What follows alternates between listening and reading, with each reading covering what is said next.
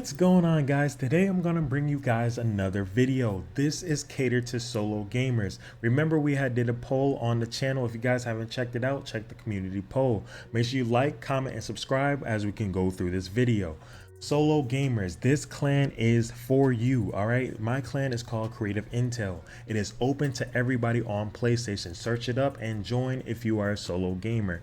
Nobody plays with each other. We just use the clan perks. We are going to dive into the first build. I'm going to talk about the Catharsis. All right, with the Catharsis, as you take damage, we gain weapon damage. It is a huge benefit because we get damage and we get protection because it cleanses us, and we get healing, which it gives us a healing cloud at max cap, right?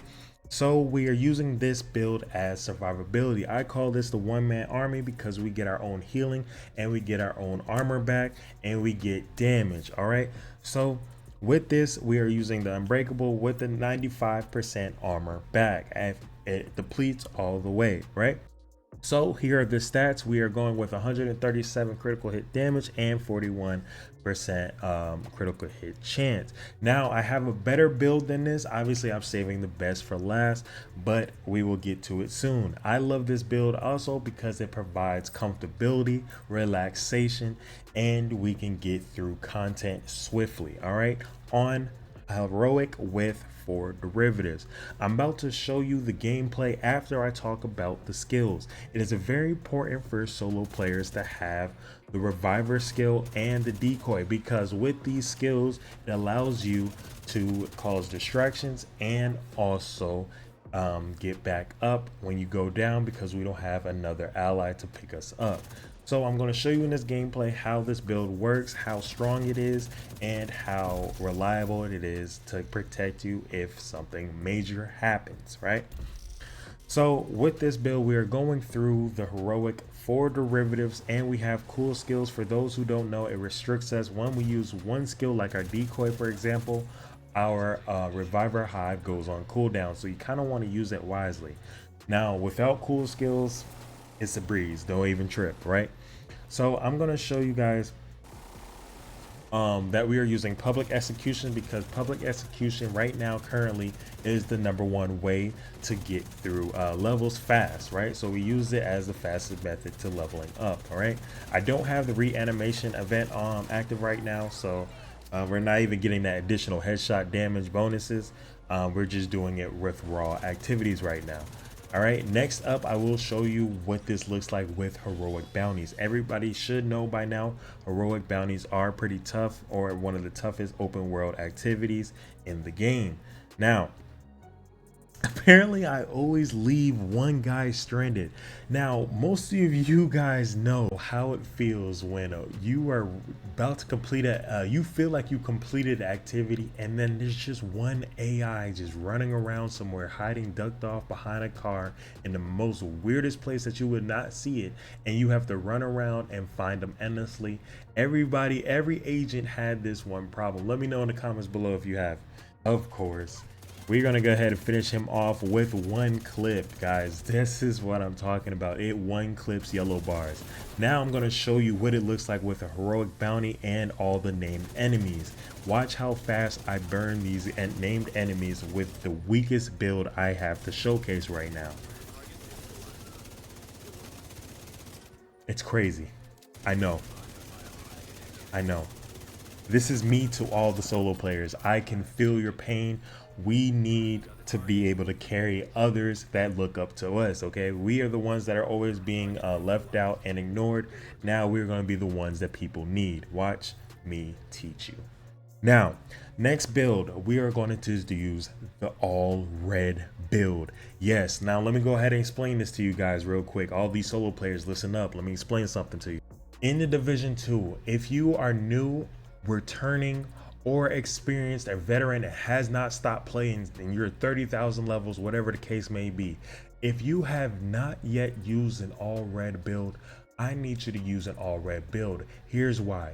All red builds are the most damage output in the game, requiring you to do more damage than you take or get inflicted with. Now, this helps build skill. Solo players, listen to me. This helps you build skill because it allows you to be more considerate and more cover based. And you need to be in cover a lot more. You need to be more aware of your surroundings because you are more likely to die with an all red build because you have no armor. But you do a lot of damage. And let me show you. Now we are using the Coyote's mask. All right.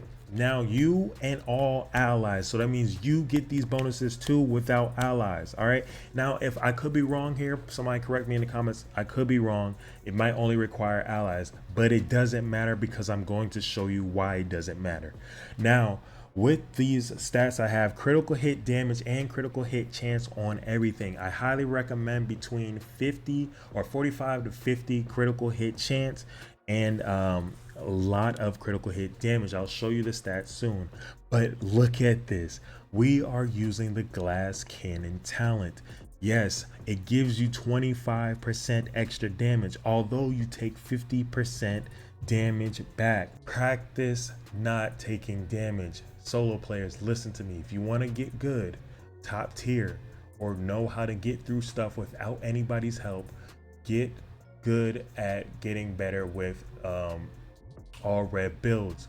Take your time. If you have half and half or all damage, all blue core builds, take one off at a time until you get good with all reds. Here are the stats for this build. All right, it's 161 critical hit damage with 45 critical hit chance. Now I'm missing 3% on my chest piece, so it's really 48%. So I'm gonna go ahead and say it's 48%.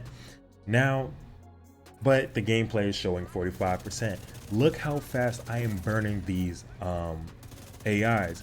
The yellow bars melted fast. I'm not even using a full clip for this one. It's using like half a clip. All right, I am burning through this. As you guys can see, I'm doing a lot of damage even at a long distance, and I don't even need a sniper or a one-shot build to kill these guys really fast. Now obviously, we all know, if you don't know, one-shot builds are meta, okay? Because you can literally one shot everything and just keep moving along with your life.